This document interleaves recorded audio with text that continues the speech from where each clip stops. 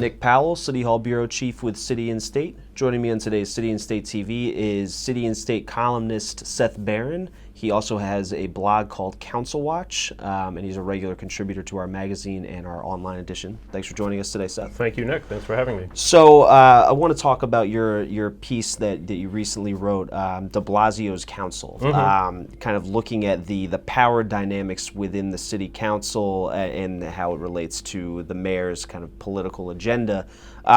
Maybe you could just give us a quick rundown of kind of the premise of your piece, and then we can go into some of the details. Sure. Actually, the piece is titled "His Council is our council. His agenda is our agenda." Sorry, which a anonymous council member said to me, sort of referencing the fact that the city council doesn't really have its own agenda anymore.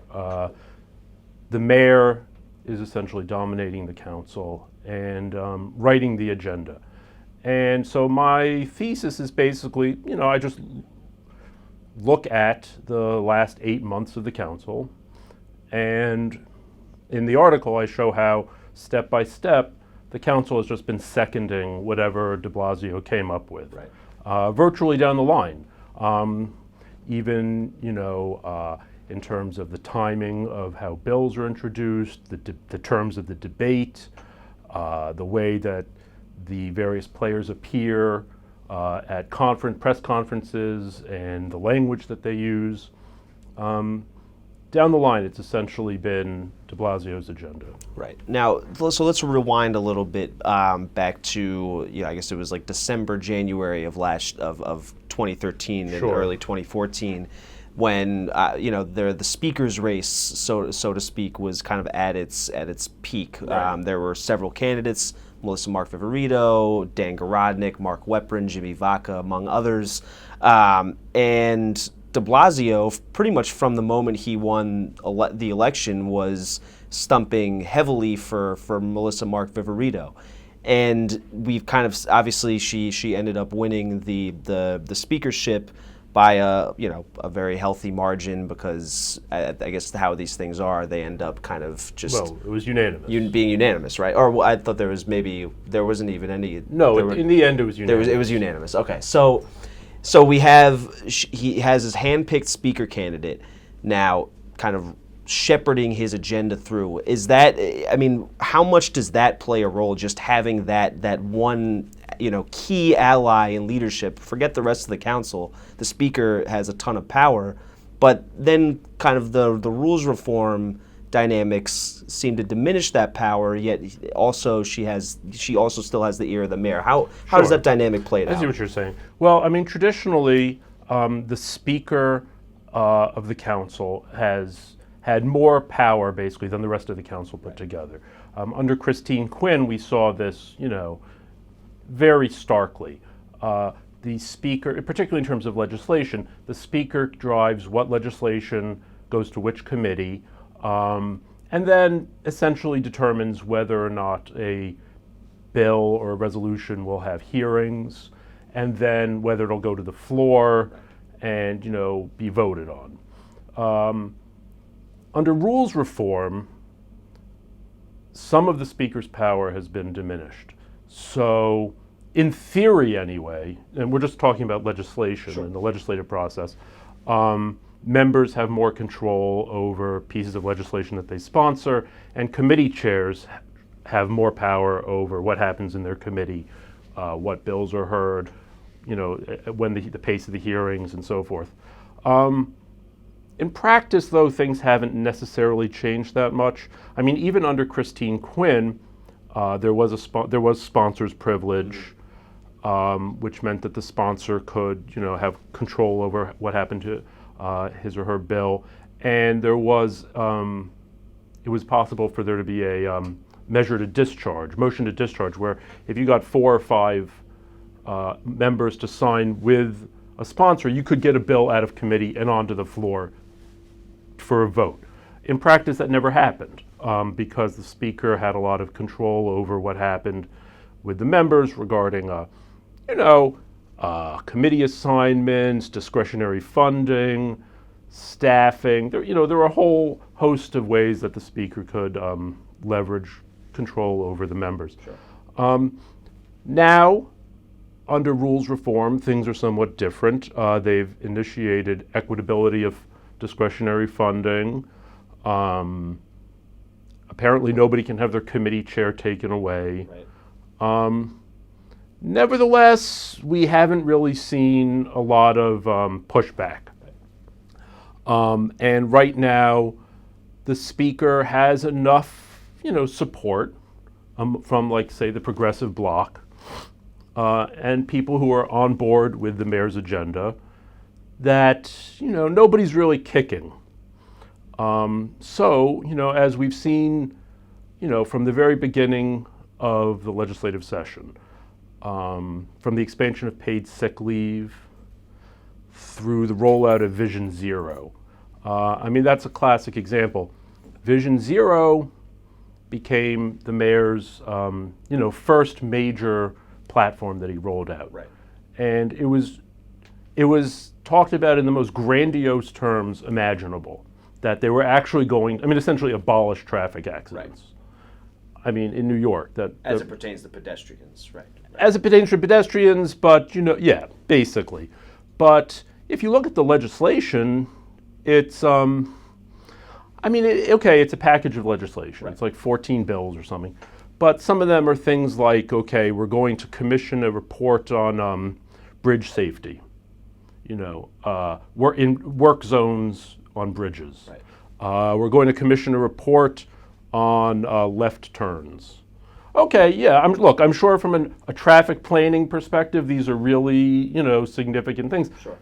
It doesn't necessarily, it's not clear how many lives are going to be saved by this. Right. Whatever, I'm sure it's a fine package of legislation. Whether or not it's historical, transcendent, this... The adjectives, the buzzwords that the mayor likes to use. The mayor's favorite. Right. And, some council members spoke about this on the floor. We are on the right side of history. Right. It's not clear, if the rhetoric and the reality of the bills necessarily measure up. Sure. But, everybody was on board. From universal pre-K. This was another major initiative of the mayor's. And look, who's going to be against it? Right. It's great. Universal pre-K. What was interesting to me was that the mayor tied universal pre-K so closely with how it was to be funded, with an increase in the income tax. Right. And this was an interesting power play that the mayor was making, because of course that has to go through Albany. Sure. And he really stressed, okay, no, this has to be funded through an increase in the income tax on the wealthiest New Yorkers. And everybody on the council went along with it. Right. Now, if you really care about UPK, it seems that when Governor Cuomo came in and said, you know what, we can fund UPK without an income tax increase, you would think that people would be happy with it. But as it turned out, no, it really had to be. Right. So it became about getting the tax, above all, even if, pre-K was a nice byproduct of the tax. It almost seemed as though the tax was the important thing. Sure.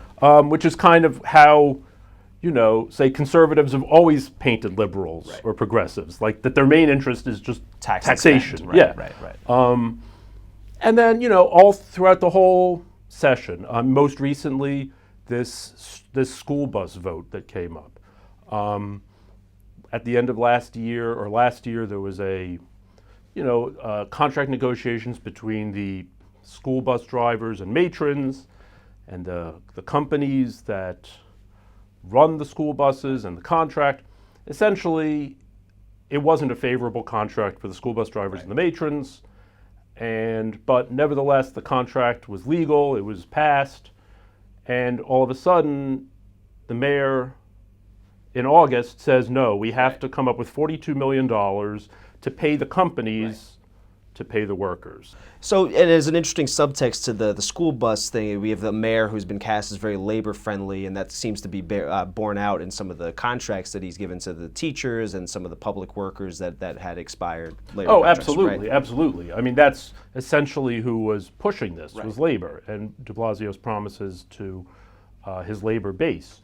So, we're in this weird situation where all of a sudden the mayor says we have to come up with $42 million, and in a week, Right. the hearings have been held and there's a vote on the floor. And, a few members pushed back against this. Gorodnick, for instance, said, well, I don't understand, why wasn't this dealt with in the budget process that we just had? Right. The minority leader, Ignizio, said, okay, I challenge anyone to come up with a proposal to get $42 million to fund a pet project. Right. Out of thin air. Out of thin air. And it turns out, the education department, the Department of Ed has $1 billion sitting around. They'll deal with it. Mm. So it was very mysterious. Right. It was very backroomy. And, but nobody pushed back. Clearly, de Blasio called the speaker and she arranged this, and that was it. Another example, which I don't talk about in my article, of this, this closeness is the budget process. Right. Both sides, at the conclusion of the budget process, praised themselves extravagantly for having eliminated the budget dance, right. Which, in the previous administration consisted of, the mayor threatened to take away funding for libraries or firehouses, but the speaker valiantly fought back. Right. And certainly they have hearings and it's public. They would have hearings and there would be a public fight about restoration of funds. Right. Certainly it was kind of a charade. So this time, the speaker and the mayor said, no, we've done away with the budget dance and we've really come together to produce a real budget. But right. I mean, essentially, if you've eliminated the public budget dance, all that means is that everything's now taking place behind closed doors. It's a private dance. It's a private dance. Right. So, okay, maybe that's great, but it's not clear why it's so different. Sure.